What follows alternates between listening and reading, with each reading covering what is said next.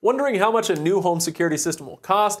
Well, you can count on anywhere from $100 to $4,000. Now that's a pretty big spread and not very helpful, so let's dig into the numbers a little bit. If you're shopping for a home security system, you need to consider both upfront costs and continuing monthly costs. When it comes to upfront costs, you've got equipment and installation. On the equipment side, there are two ways things will usually go.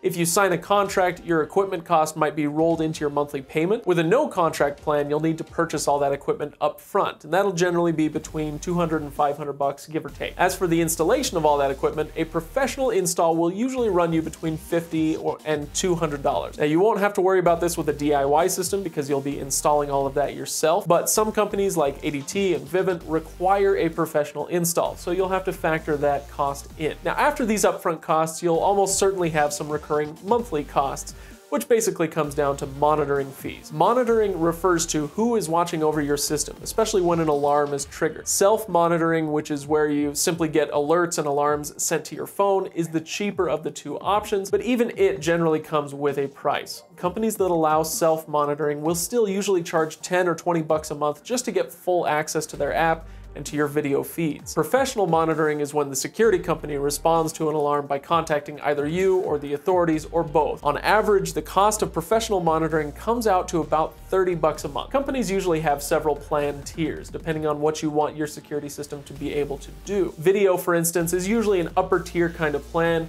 and you'll see prices hitting $40, $50, $60 a month for that. Ditto for home automation capabilities.